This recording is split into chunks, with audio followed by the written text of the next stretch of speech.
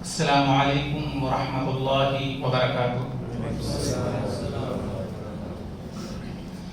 ان الحمد للہ نحمده ونستعینه ونستغفره ونؤمن به ونتوکل علیہ ونعوذ باللہ من شرور انفسنا ومن سیئات اعمالنا من يهده الله فلا مضل له ومن يضلل فلا هادي له واشهد ان لا اله الا الله واشهد ان محمدا عبده ورسوله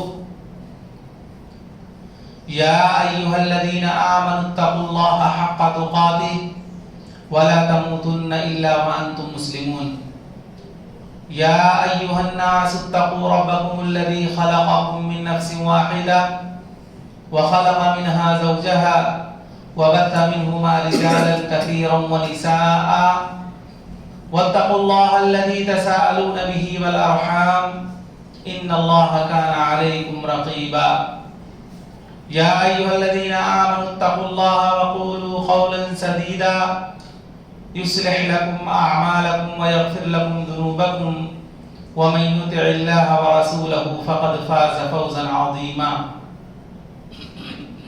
أما بعد فإن خير الحديث كتاب الله وخير الهدي هدي محمد صلى الله عليه وسلم وشر الأمور محدثاتها وكل محدثة بدعة وكل بدعة ضلالة وكل ضلالة في النار أعوذ بالله من الشيطان الرجيم بسم الله الرحمن الرحيم ولا تسعر خدك للناس ولا تمش في الارض مرحا ان الله لا يحب كل مختال فخور۔ دینی و ملی بھائیوں، خطبہ مسنونہ کے بعد قرآن مجید کی جس آیت کی میں نے تلاوت کی ہے، اس سے پہلے میں اللہ رب العالمین کی تعریف، توصیف، بڑائی، بزرگی، عظمتوں کی کبریائی بیان کروں گا۔ بعدہ اللہ رب العالمین کے بھیجے ہوئے تمام انبیاء علیہ الصلوۃ والتسلیم پر، خصوصاً نبی آخر الزمان، آخری نبی جناب محمد رسول اللہ صلی اللہ علیہ وسلم پر درود و سلام کے بعد اس آیت کریمہ کی ترجمہ و تشریح اور اس سے متعلق کچھ باتیں آپ کے سامنے پیش کرنے کی کوشش کروں گا۔ جس آیت کی میں نے تلاوت کی ہے، اس آیت کریمہ میں حضرت لقمان حکیم علیہ السلام نے اپنے بیٹے کو کچھ نصیحتیں کی۔ اللہ رب العالمین نے حضرت لقمان حکیم علیہ السلام کی قیمتی نصیحتوں کو قرآن مجید سورہ لقمان کے اندر ذکر کیا۔ ان تمام نصیحتوں میں ایک گراں قدر نصیحت جو حضرت لقمان حکیم علیہ السلام نے اپنے بیٹے کو کیا تھا، وہ نصیحت یہ تھی کہ لقمان حکیم علیہ السلام نے اپنے بیٹے سے کہا تھا، بیٹا وَلَا تُسَعِرْ خَدَّكَ لِلنَّاسِ، کہ بیٹا تم لوگوں کے سامنے اپنے گال کو پھلا کر، اپنے منہ کو پھلا کر نہ آیا کرو۔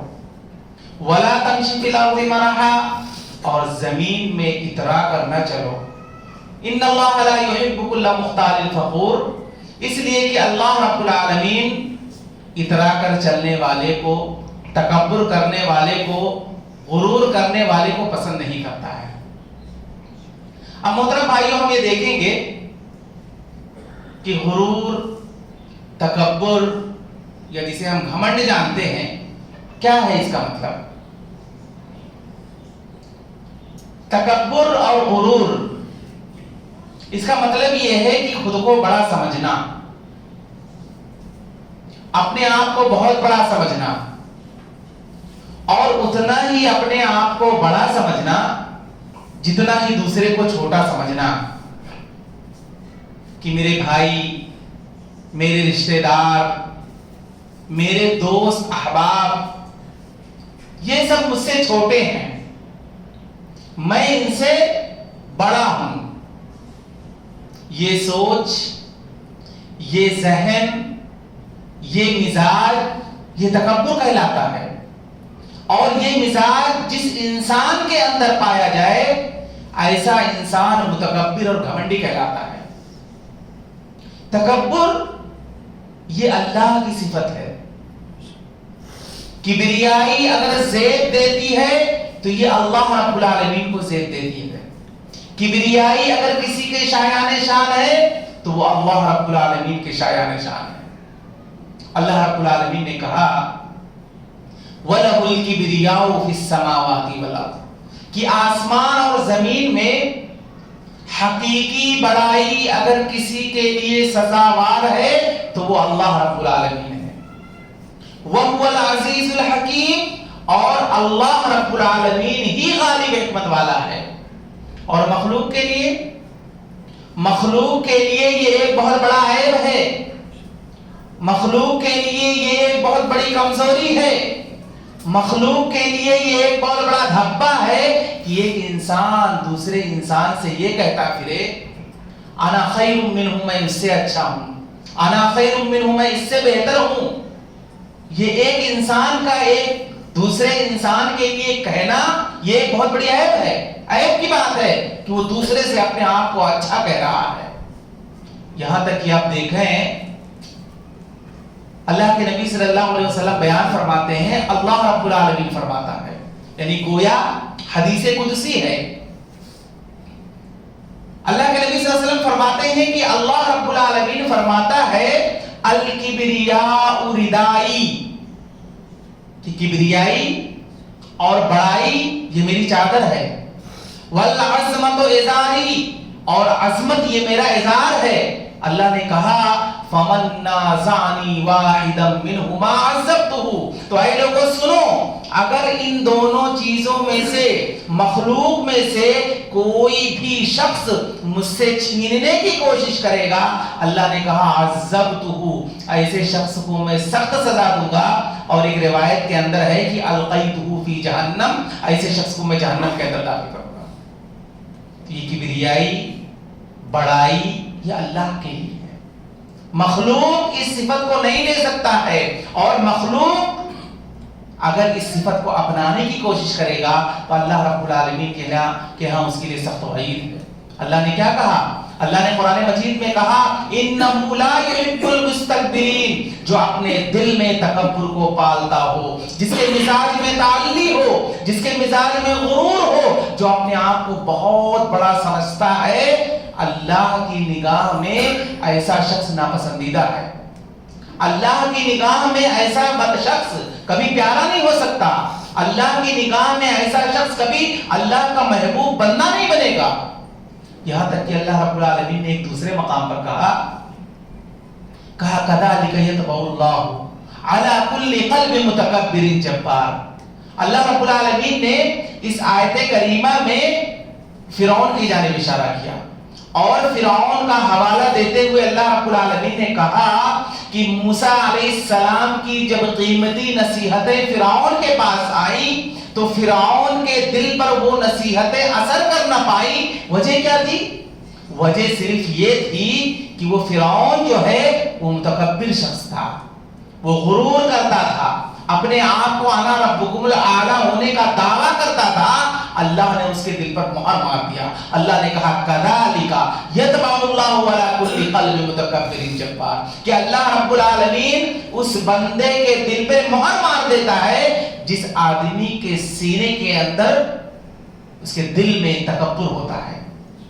اور آپ دیکھیں اگر اللہ کی مہر کسی کے دل پر لگ جائے تو اس کے سامنے پھر شریعت کی باتیں، دین و اسلام کی باتیں، قرآن و حدیث کی باتیں آپ پڑھتے رہیے، سناتے رہیے، سمجھاتے رہیے، اس کا دل قبول نہیں کرے گا. اللہ کی مار اگر کسی کے دل پر لگ جائے.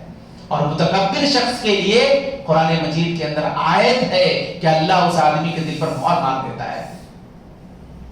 ایک تیسرے مقام پر اللہ رب العالمین نے کہا کہ ان الذین یستکبرون عن عبادتی سیدخلون جہنم داخلین، کہ میرے بندوں میں وہ لوگ جو میری عبادتوں کا انکار کرتے ہیں، میری عبادتوں سے منہ موڑتے ہیں یا غرور کرتے ہیں، تکبر کرتے ہیں، اللہ نے کیا کہا؟ سَيَدْخُلُونَ جَهَنَّمَ دَاخِرِينَ، وہ لوگ ضرور ضرور جہنم میں داخل ہوں گے۔ یعنی متکبرین اور غرور کرنے والے کے تعلق سے اللہ نے کہا، یعنی ایک طرف اگر ایک انسان عبادتیں بھی کرتا ہے، نماز کا اہتمام بھی کرتا ہے، یا اسی طریقے سے دوسری عبادتیں بھی کرتا ہے یا انکار کرتا ہے، عبادتیں کے ساتھ ساتھ وہ غرور اور گھمنڈی شخص ہے، اللہ نے کہا کہ پھر اس کی عبادتیں ایک طرف، وہ جہنم میں جائے گا۔ تو بہت ساری وعیدیں ہیں، اگر آپ قرآن مجید کو پڑھیں گے، قرآن مجید کی بہت ساری آیتیں اس طرح سلسلے میں آپ کو مل جائیں گی کہ جہاں پر اللہ نے اس فعل اور اس گناہ اور اس جرم کی اللہ رب العالمین نے بہت زیادہ مذمت بیان فرمائی۔ اور تکبر یہ ایک ایسی مذموم صفت ہے کہ کائنات میں سب سے پہلا متکبر کون ہے؟ کائنات میں سب سے پہلا تکبر کرنے والا کون شخص ہے؟ کائنات میں سب سے پہلا متکبر ابلیس، فرشتوں کی صحبت میں رہنے والا ابلیس، فرشتوں کی معیت میں رہنے والا ابلیس، فرشتوں کی رفاقت میں رہنے والا ابلیس، اگر ابلیس بنا تو اسی تکبر اور گھمنڈ کی بنیاد پر بنا۔ جب اللہ رب العالمین نے حضرت آدم علیہ السلام کو پیدا کیا، آدم علیہ السلام کو پیدا کرنے کے بعد اللہ رب العالمین نے ابلیس سے کہا سجدہ کر میرے بندے کو۔ ابلیس نے اپنے آپ کو دیکھا، ابلیس نے آدم علیہ السلام کی جانب دیکھا۔ اب آدم علیہ السلام کو دیکھ کر کے، اپنے آپ کو دیکھ کر کے دونوں میں موازنہ کرنا شروع کر دیا۔ موازنہ کرنے کے بعد وہ اللہ رب العالمین سے سوال کر بیٹھا، کہا اے اللہ رب العالمین، تو نے آدم کو مٹی سے پیدا کیا اور مجھے آگ سے پیدا کیا ہے، اور مٹی کی صفت ہے دبنا، آگ کی صفت ہے اٹھنا، تو میں آگ سے پیدا ہو کر کے ایک مٹی سے بنے ہوئے مخلوق کو میں سجدہ کروں؟ قرآن نے کہا ابا واستکبر وکان من الکافرین، کہ اس نے انکار کیا، تکبر کیا، اور اس روئے زمین پر وہ پہلا کافر قرار پایا۔ تو اللہ رب العالمین نے ابلیس کو بھگایا، دھتکارا، نکالا، جنت سے بھگایا، اس پر ہزاروں لعنتیں برسایا۔ وجہ کیا تھی؟ صرف اور صرف غرور اور گھمنڈ کی بنیاد پر اس نے ایسا کیا تھا۔ تو یہ گھمنڈ اور غرور یہ بہت بری صفت ہے۔ ہمارے بہت سارے بھائی ایسے ہیں اس صفت سے متصف ہوتے ہیں، ان کے اندر بسا اوقات غرور ہوتا ہے، گھمنڈ ہوتا ہے، گھمنڈی ہوتے ہیں، بہت سارے لوگ ایسے ہوں گے، لیکن کتنے ایسے قسم کے لوگ کچھ ایسے بھی ہوتے ہیں جو تکبر ان کے اندر ہوتا ہے، مگر اس تکبر اور غرور سے انہیں پتہ نہیں چلتا ہے۔ ایک آدمی ہے، اس کے اندر یہ صفت ہے، اب وہ نہیں سمجھ پا رہا ہے کہ آیا یہ تکبر ہے کہ نہیں تکبر ہے۔ یا بہت سارے لوگ بچنے کی بھی کوشش کرتے ہیں لیکن انہیں پتہ ہی نہیں ہے وہ متکبر ہوتے ہیں۔ تو ابھی میں آپ کے سامنے کچھ صفات بیان کروں گا، کچھ علامتیں ہیں، کچھ مظاہر ہیں، کچھ صفات ہیں۔ اگر وہ صفات کسی انسان کے اندر پائی جا رہی ہیں تو اس کا مطلب یہ ہے کہ وہ آدمی متکبر ہے۔ اور اگر وہ صفات جو ابھی میں بیان کروں گا وہ سارے صفات اگر کسی آدمی کے اندر نہیں ہے، کوئی ایک صفت یا کوئی ایک مظہر اگر اس آدمی کے اندر پایا جا رہا ہے تو اس کا مطلب یہ ہے کہ اس آدمی کے دل میں تکبر کے جراثیم موجود ہیں، اسے اسے نکالنے کی ضرورت ہے۔ تکبر اور غرور کا پہلا مظہر دوسروں کو حقیر سمجھنا، دولت کی بنیاد پر، خاندانی جاہ و منصب کی بنیاد پر، عزت و شہرت کی بنیاد پر، عہدہ و منصب کی بنیاد پر، حسن و جمال کی بنیاد پر، کہ میرے پاس دولت ہے، اب میں ایسے لوگوں کو حقارت کی نگاہ سے دیکھتا ہوں جن کے پاس دولت نہیں ہے۔ میرے پاس عہدہ و منصب ہے، اب میں ایسے لوگوں کو حقارت کی نگاہ سے دیکھتا ہوں جن کے پاس کوئی عہدہ نہیں ہے۔ میرے پاس عزت و شہرت ہے، لوگ مجھے جانتے پہچانتے ہیں، میری ایک پہچان ہے، میرا خاندان بڑے خاندان سے میں تعلق رکھتا ہوں، بڑے باپ کا بیٹا ہوں، تو میں ایسے لوگوں کو حقارت کی نگاہ سے دیکھتا ہوں جو خاندان کے اعتبار سے اونچے ہیں، حسن و جمال کی بنیاد پر کہ اللہ نے مجھے خوبصورت بنایا ہے، تو اب میں ایسے لوگوں کو حقارت کی نگاہ سے دیکھتا ہوں جو خوبصورت نہیں ہے۔ تو یہ دولت کی تقسیم، یہ حسن و جمال کی تقسیم، یہ عزت و شہرت کی تقسیم، یہ عہدہ و منصب کی تقسیم، یہ اللہ رب العالمین کی جانب سے امتحان ہے۔ اللہ رب العالمین نے اگر کسی کو دولت سے نوازا ہے، کسی کو عزت و شہرت دیا ہے، کسی کو عہدہ دیا ہے، کسی کو خوبصورت بنایا ہے، تو اس کا یہ مطلب نہیں ہے کہ اللہ رب العالمین اس بندے سے خوش ہے۔ اور آدمی کے برا ہونے کے لیے یہ بات کافی ہے۔ اللہ کے نبی صلی اللہ علیہ وسلم کیا کہتے ہیں؟ بِحَسْبِ امْرِئٍ مِّنَ الشَّرِّ أَن يَحْقِرَ أَخَاهُ الْمُسْلِمَ، کہ ایک مسلمان کے برا ہونے کے لیے یہ بات کافی ہے کیا ایک مسلمان دوسرے مسلمان کو برا سمجھے، حقیر سمجھے، ایک مسلمان دوسرے مسلمان کو حقارت کی نگاہ سے دیکھے۔ تو یہ دولت، یہ عزت و شہرت، یہ عہدہ و منصب، یہ اللہ کی جانب سے امتحان ہے۔ اللہ نے ہمیں اس دنیا کے اندر آزمائش اور امتحان کے لیے بھیجا ہے۔ اگر یہ ساری چیزیں اللہ رب العالمین نے ہمیں دیا ہے یا کسی شخص کو نوازا ہے تو یہ اس کا یہ مطلب نہیں ہے کہ اللہ رب العالمین آپ سے خوش بھی ہے۔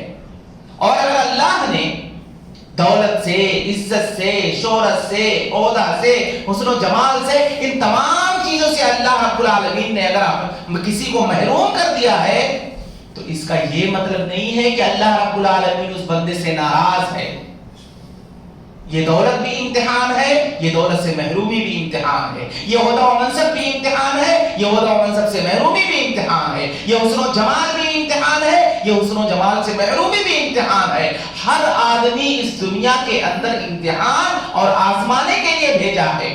ہاں واقعی اگر کوئی انسان، واقعی یہ بات اگر سچ ہے، یہ بات اگر سچ ہے کہ واقعی میں کوئی شخص بہت مالدار ہے، اور اگر واقعی حقیقت میں اللہ رب العالمین نے کسی کو دولت سے فضیلت دے رکھی ہے، حسن و جمال سے فضیلت دے رکھی ہے، اور عہدہ و منصب اسے عطا کیا ہے، یہ بات اگر سچ ہے، صحیح ہے، تو بجائے اس کے کہ وہ متکبر بنے، اسے تو اللہ کا شکر ادا کرنا چاہیے۔ جیسے کہ حضرت سلیمان علیہ السلام، جسے اللہ رب العالمین نے وہ ساری چیزیں عطا کی تھی جو دوسروں کو اللہ نے نہیں دی تھی، تو سلیمان علیہ السلام نے اس کو کیا کہا تھا؟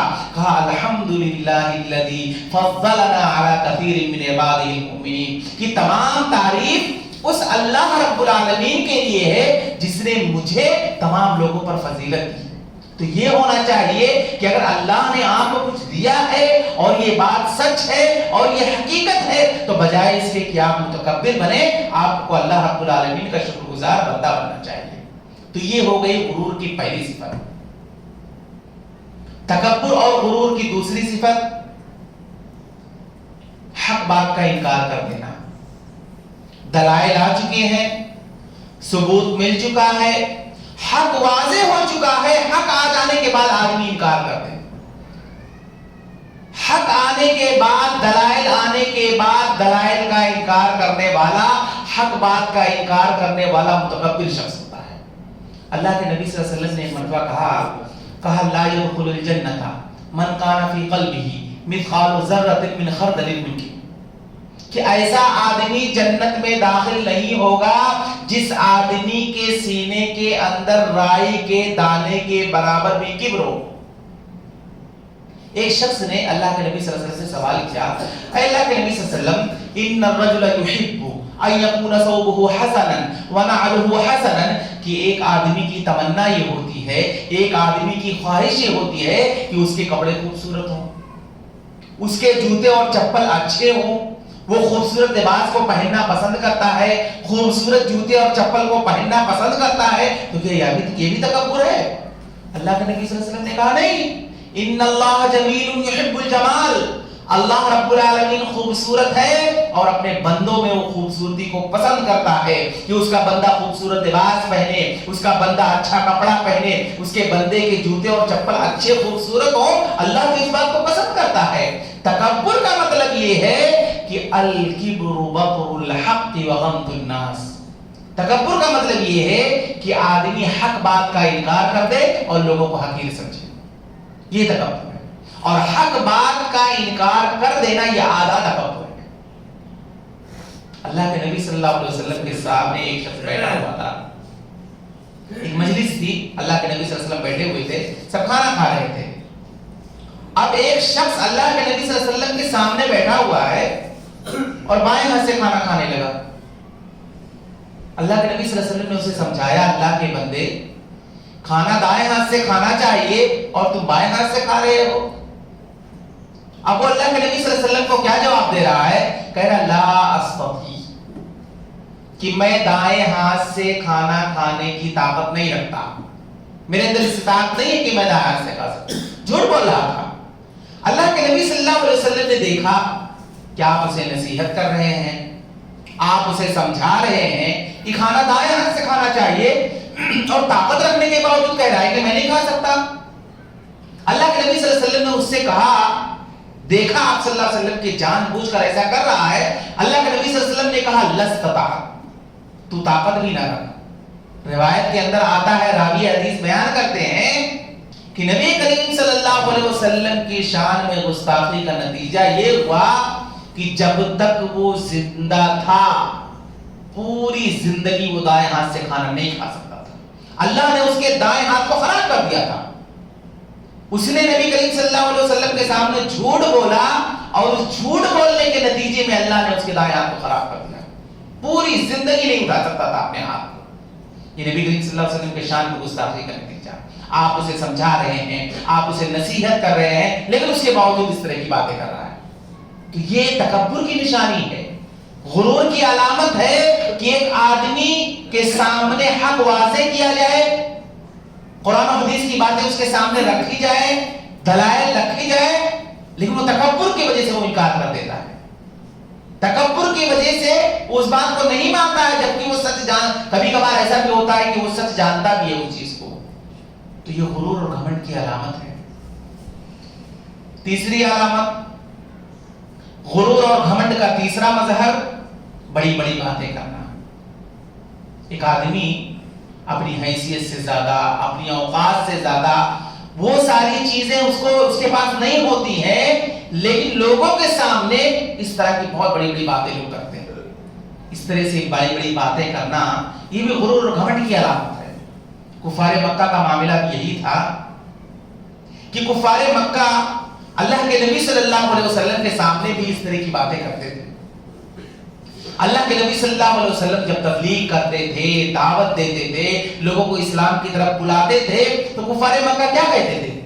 کفار مکہ کا معاملہ یہ تھا کہ انہوں نے کیا کہا، قرآن مجید نے اس کو نقل کیا ہے، کہا وقال الذین لا یرجون لقاءنا لولا انزل علینا الملائکۃ او نرى ربنا، کہ کفار مکہ نے کیا کہا اللہ کے نبی صلی اللہ علیہ وسلم سے کہ دیکھو ہم آپ کو نبی نہیں مانیں گے، اور اس وقت تک آپ کو نبی ہم تسلیم نہیں کر سکتے، ہونا تو یہ چاہیے کہ تمہارے رب کو یہ چاہیے تھا کہ پہلے آسمان سے کوئی فرشتہ نازل کرتا، اب وہ فرشتہ آتا ہم سے یہ کہتا کہ میں اللہ رب العالمین کی جانب سے فرشتہ ہوں، میں گواہی دیتا ہوں کہ اللہ نے ان کو نبی بنا کر کے بھیجا ہے، تب ہم تمہاری بات مانیں گے۔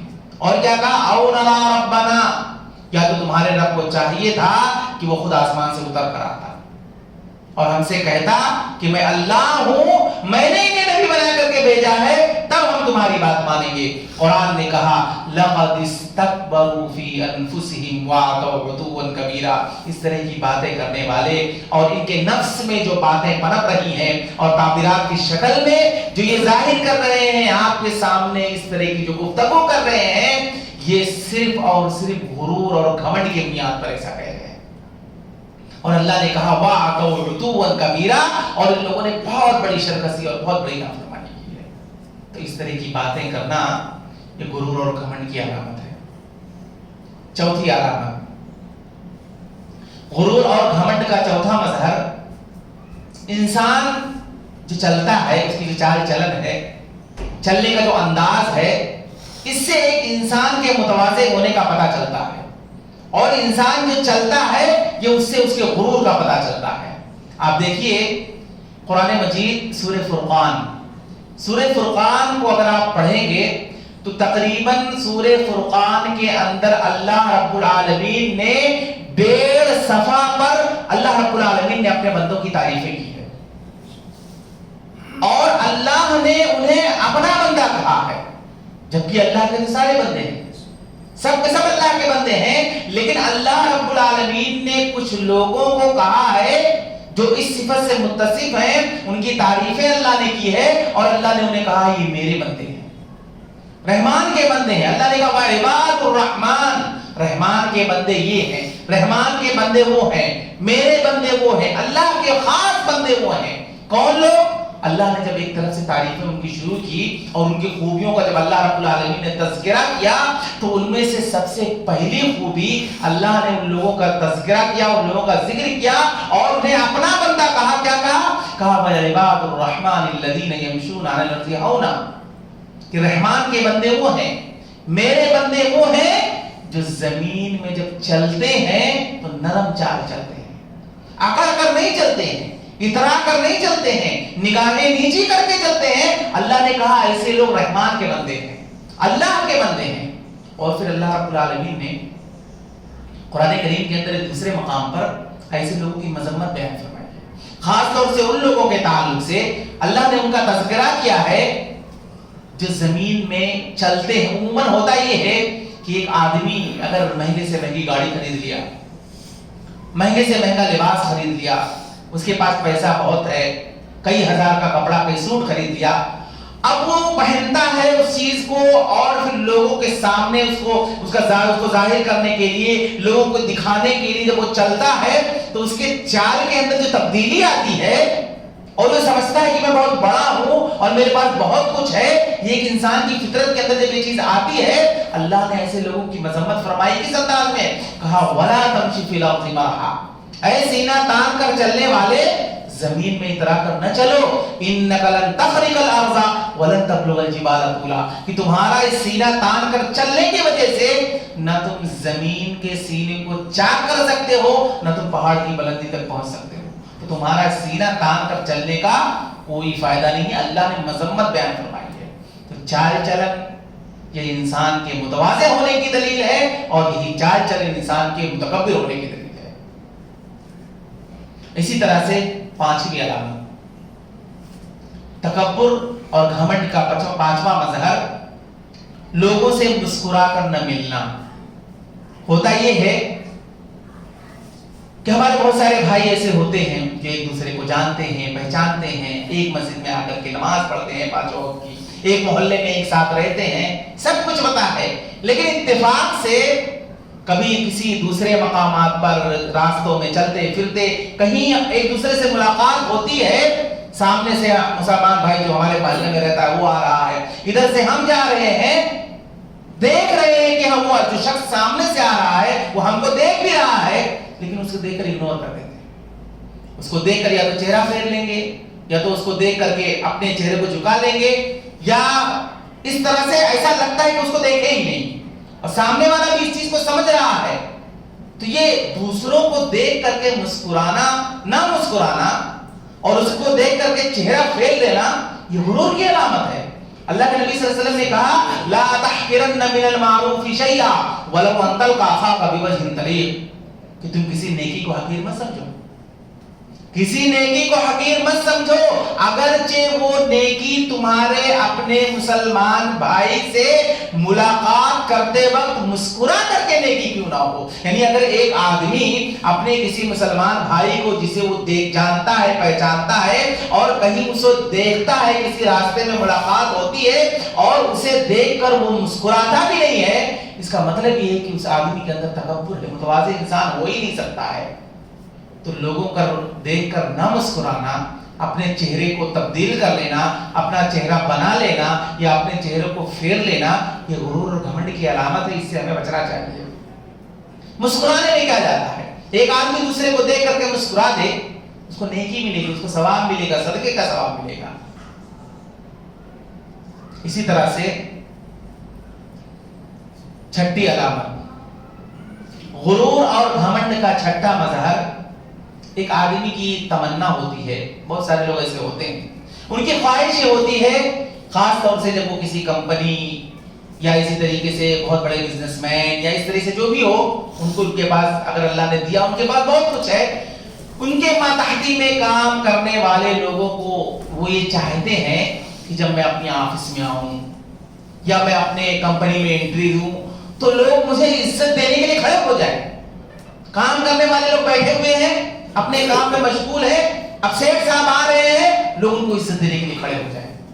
اب وہ یہ سمجھتے ہیں کہ لوگ میرا استقبال کھڑے ہو کر کے کریں گے، مجھے دیکھ کر کے مجھے عزت دینے کے لیے کھڑے ہو جائیں گے۔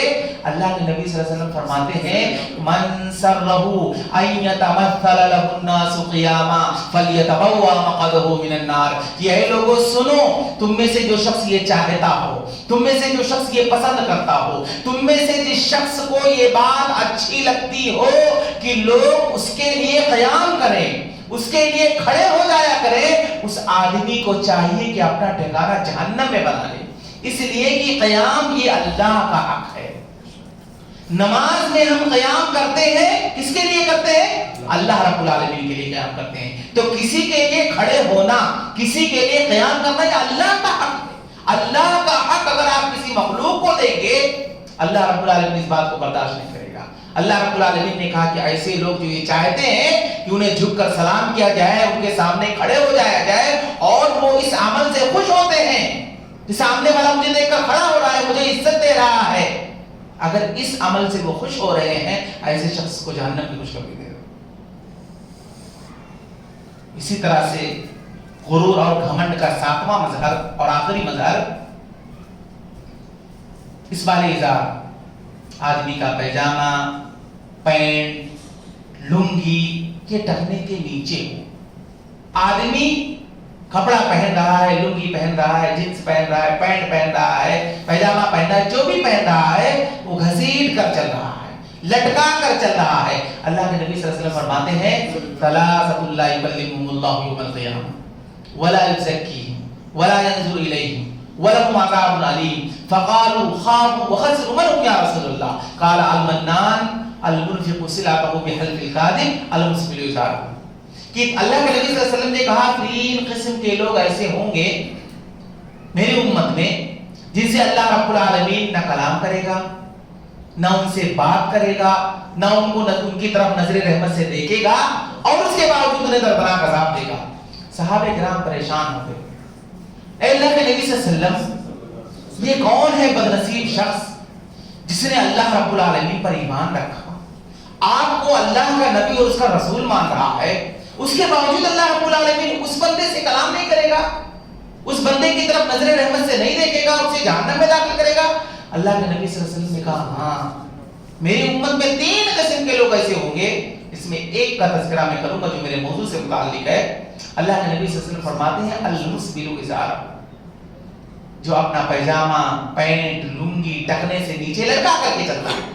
اب ہمارے بہت سارے بھائی سوال کر دیتے ہیں کہ دیکھو یہ جو لٹک رہا ہے اور یہ جو بڑا میں نے سل گیا ہے جو میں پہن رہا ہوں، یہ لٹک رہا ہے، یہ میرے اندر تکبر نہیں ہے، میرا دل بالکل صاف ہے، میرے دل میں کوئی کبر نہیں ہے، کوئی غرور نہیں ہے، بس یہ ایسے ہی لٹک رہا ہے۔ تو میں آپ سے کہنا چاہوں گا کہ آپ کا دل چاہے صاف ہو یا نہ صاف ہو، آپ کے دل میں غرور ہو یا نہ غرور ہو، جب اللہ کے نبی صلی اللہ علیہ وسلم نے اس صفت کو، اس مظہر کو، غرور کی صفت بتا دیا تو بات ختم۔ اب چاہے آپ کا دل صاف ہو یا نہ ہو، آپ کے دل میں تکبر ہو یا نہ ہو، تو لٹکانا ہی غلط ہے اور اسے نہیں لٹکانا چاہیے۔ بہت سارے بھائی ایسے بھی ہوتے ہیں مسجد کے اندر نماز پڑھنے آتے ہیں اور اسے اوپر کر لیں گے، جیسے نماز ختم ہو جائے گا پھر نیچے کر لیتے ہیں۔ اس کا نماز سے کیا لینا دینا؟ نہ نماز کے شرائط میں سے ہے نہ کچھ ہے، اس کا نماز سے کیا لینا دینا؟ آپ اس کو زبردستی نماز کا حصہ بنا رہے ہو، جبکہ کھلا رکھنا ہمیشہ کے لیے ہے۔ آپ یہ نہ سمجھیں کہ آپ نماز کے اندر اوپر کر لیتے ہیں تو آپ کو زیادہ ثواب مل جائے گا یا آپ کا نماز پورا ہو جائے گا اور اس کے بعد پھر جا کر کے آپ نیچے کر لیں گے۔ جب آپ نیچے کر لیں گے اور آپ جو پہلے جس حالت میں تھے تو وہ برابر ہی ہے۔ یہاں تک کہ علماء کرام نے فتویٰ بھی دیا ہے اس کا وضو ناقص ہے جو آدمی جان بوجھ کر کے لٹکاتا ہے اور وضو کرتا ہے۔ بہت سارے فتوے اس طرح سے مل جائیں گے۔ تو گویا کہ کہنا یہ ہے کہ اس کی وعید ہے، بچنا چاہیے۔ اللہ کے نبی صلی اللہ علیہ وسلم کی حدیث ہے، آپ نے مذمت بیان فرمائی، آپ نے منع کیا ہے۔ کئی روایتیں آپ کو اس طرح سے مل جائیں گی اور یہ غرور اور گھمنڈ کی علامت ہے۔ تو یہ تقریباً 7 علامتیں میں نے آپ کے سامنے بیان کیا۔ اب یہ 7 علامتیں کسی انسان کے اندر اگر پائی جا رہی ہیں تو اس کا مطلب یہ ہے کہ وہ آدمی گھمنڈی ہے، اسے نکالنے کی ضرورت ہے۔ اور اگر یہ 7 علامتیں کسی انسان کے اندر نہیں ہے، کوئی ایک بھی صفت اگر پائی گئی تو اس کا مطلب یہ ہے کہ اس کے دل میں تکبر کے جراثیم ہیں، اسے صاف کرنا چاہیے۔ کیوں؟ اس کی وجہ کیا ہے؟ دیکھیے، تکبر ایک ایسا گناہ ہے، تکبر یہ ایک ایسی برائی ہے کہ آدمی کو اللہ رب العالمین آخرت سے پہلے دنیا میں اس کی سزا دے دیتا ہے۔ دنیا میں ہم بہت سارا گناہ کرتے ہیں، لوگ بہت سارے گناہ کرتے ہیں، شرک کرتے ہیں، بدعتیں کرتے ہیں اور نہ جانے کون کون سے دنیا کے خرافات کرتے ہیں، بہت سارے گناہ ہیں، لیکن ضروری نہیں ہے کہ ان سارے گناہوں کی سزا اللہ رب العالمین دنیا کے اندر دے دے۔ لیکن تکبر ایک ایسا گناہ ہے، غرور اور گھمنڈ ایک ایسی برائی ہے کہ آخرت سے پہلے اللہ رب العالمین دنیا کے اندر اس کو اس کی سزا دے دیتا ہے، اسے ذلیل و رسوا کر دیتا ہے، اسے چھوٹا کر دیتا ہے۔ بہت ساری مثالیں ہیں قرآن مجید کے اندر۔ قوم عاد کو دیکھیے، قوم عاد جس کو اللہ رب العالمین نے اتنی طاقت و قوت والی قوم بنائی تھی، اتنا زیادہ اللہ رب العالمین نے انہیں طاقت دیا تھا، اور اس سے بڑی بات کیا ہو سکتی ہے کہ خود رب العالمین نے گواہی دی، کہا الذی لم یخلق مثلها فی البلاد، اس روئے زمین پر میں نے قوم عاد سے زیادہ کسی کو طاقت نہیں دیا تھا۔ اور قوم عاد کا معاملہ کیا تھا؟ اللہ نے ان کو اتنا طاقت دیا تھا کہ یہ بڑے بڑے پہاڑ جو نظر آ رہے ہیں یہ لوگ اپنے ہاتھوں سے توڑ کر کے گھر بنا لیا کرتے تھے۔ اب جب اللہ نے ان کو اتنا طاقت دیا اور اللہ نے ان کی طاقت کی گواہی بھی دی، اب وہ لوگ گھمنڈ میں آ گئے۔ کیا کہا من اشد منا قوہ، کہ اس روئے زمین پر کون ہے ایسا جو آئے ہم سے مقابلہ کرے، ہم سے زیادہ اس دنیا کے اندر طاقتور کون ہو سکتا ہے۔ جب وہ لوگوں کو چیلنج کرنے لگے، اللہ کو ان کی ادا پسند نہ آئی، اللہ نے انہیں اعلان کر دیا۔ آپ پڑھیے سورہ حق کا، اللہ نے کہا فَأَمَّا عَادٌ فَأُهْلِكُوا بِرِيحٍ صَرْصَرٍ عَاتِيَةٍ سَخَّرَهَا عَلَيْهِمْ 7 لَيَالٍ و8 أَيَّامٍ حُسُومًا فَتَرَى الْقَوْمَ فِيهَا سَرْعًا كَأَنَّهُمْ أَعْجَازُ نَخْلٍ خَاوِيَةٍ فَهَلْ تَرَى لَهُم مِّن بَاقِيَةٍ۔ اللہ رب العالمین نے کہا قوم عاد پر اللہ رب العالمین نے مسلسل 7 راتیں اور 7 دن آندھیاں چلائی، تیز و تند ہوائیں چلی، اور ان ہواؤں کے ذریعے اللہ نے قوم عاد کو ہلاک و برباد کر دیا۔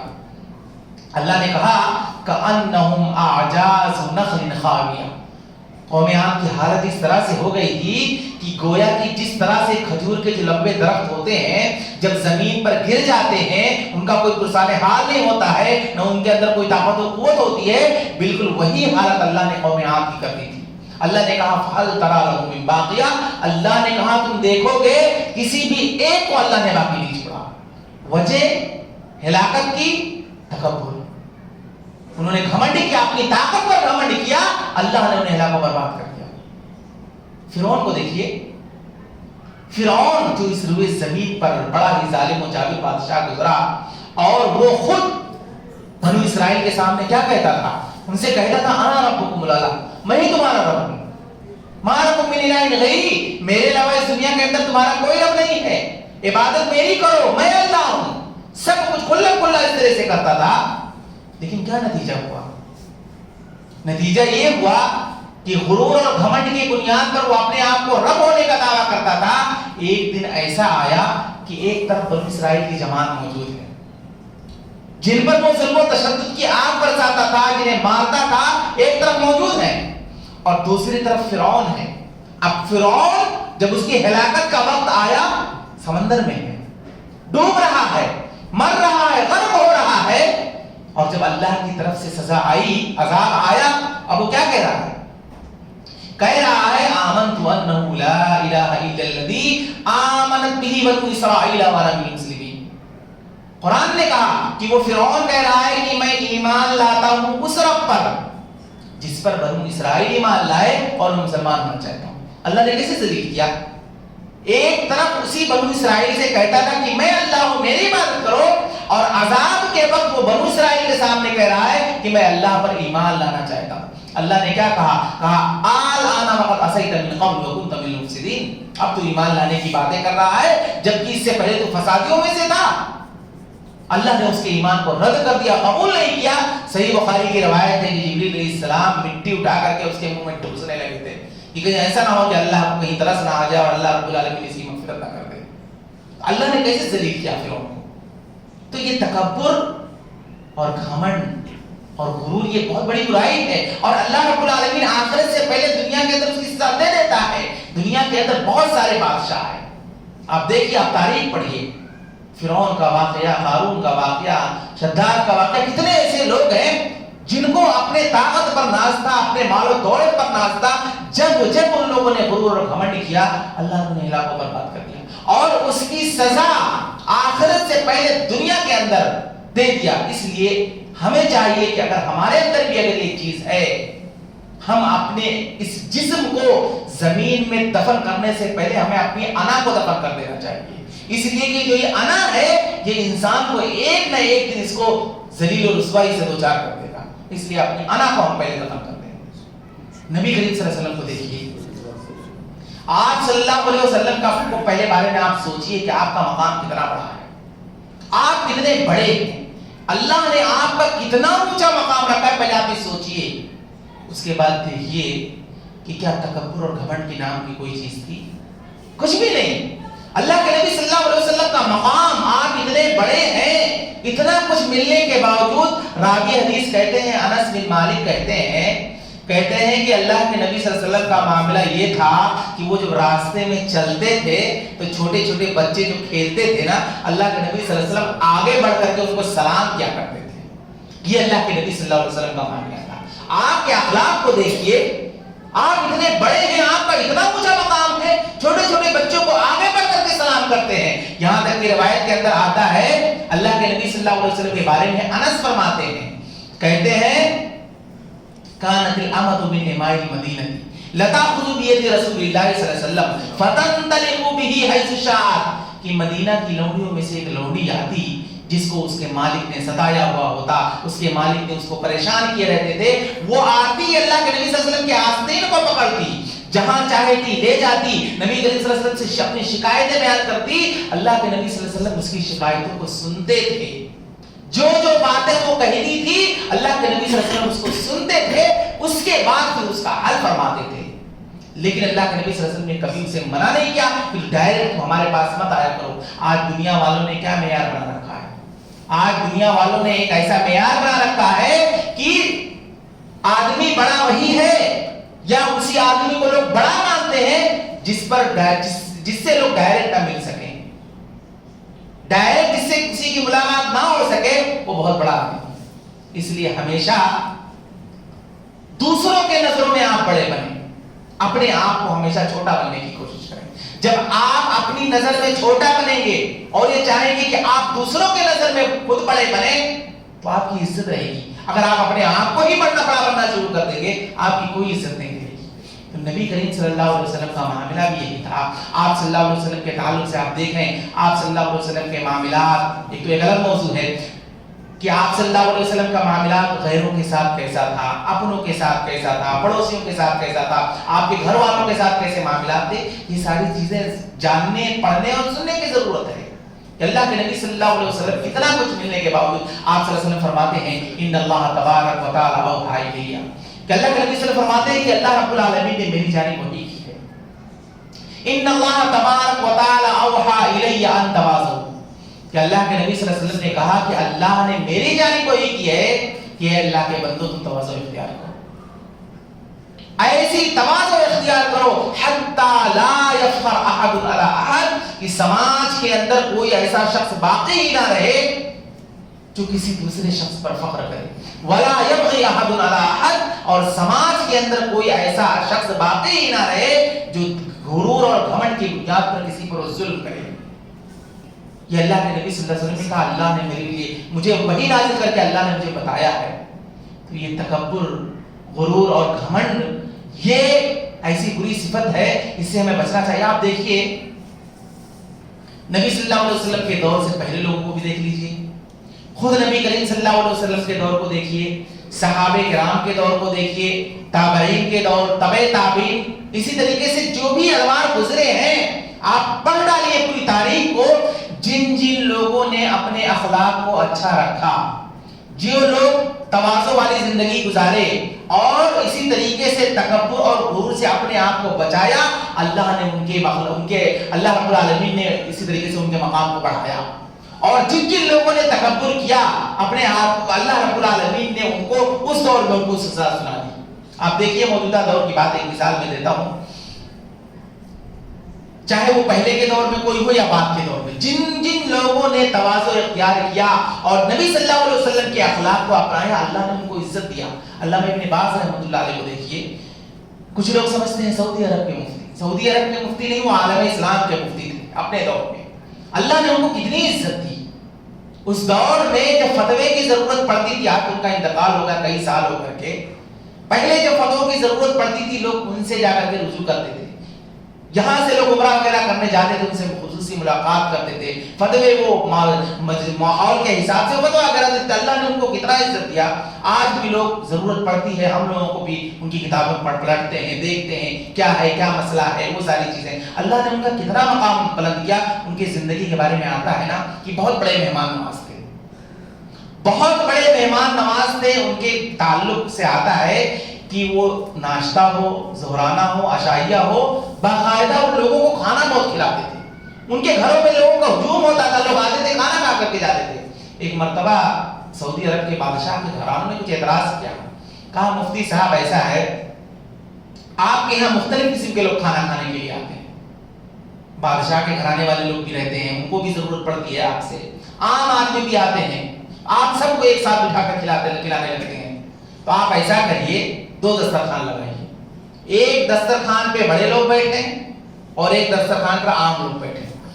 علامہ ابن باز نے کہا کہ دیکھو اگر میرے دسترخوان پر تم کو کھانا کھانا ہے تو انہی غریبوں کے ساتھ بیٹھ کے کھانا پڑے گا. الگ سے میں تمہارے لیے انتظام کرنے والا نہیں ہوں کہ تم فلاں شخص کے فلاں گھرانے سے ہو تو تمہارے لیے میں خصوصی انتظام کر دوں اور ایک عام آدمی ہے اس کے لیے میں الگ سے، ایسا میں نہیں کروں گا. اگر کھانا میرے گھر پہ کھانا ہے تو آپ کو انہی غریبوں کے ساتھ کھانا پڑے گا. یہ ان کا اخلاق تھا.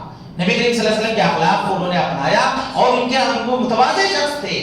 ان کے دل میں جس طرح سے بڑوں کے لیے محبت تھی اسی طریقے سے غریبوں کے لیے محبت تھی. ایک انسان کسی غریب شخص سے محبت کرنا شروع کر دے وہ آدمی خود متواضع بن جائے گا اور اس کے اندر سے غرور نکل جائے گا.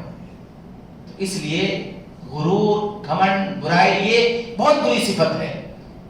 تو اس لیے ہمیں اس سے بچنا چاہیے، اس صفت سے بچنا چاہیے. اور خاص طور سے وہ 7 علامتوں کا ذکر جو میں نے کیا ہے وہ علامتیں ہر آدمی کو چاہیے کہ اپنے اندر دیکھے. کہیں میرے اندر تو وہ صفت نہیں ہے، کہیں وہ میرے اندر برائی ہے، اس کی اصلاح کی کوشش کرے. اور جب آدمی اصلاح کرے گا غرور اور گھمنڈ سے نکلے گا، خود بخود متواضع ہوگا.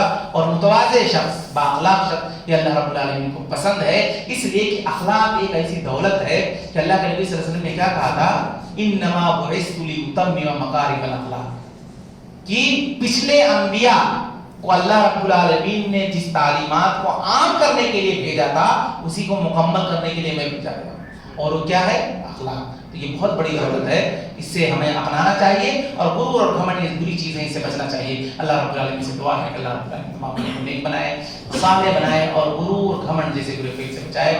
آمین. وآخر دعوانا الحمدللہ رب العالمین. السلام علیکم.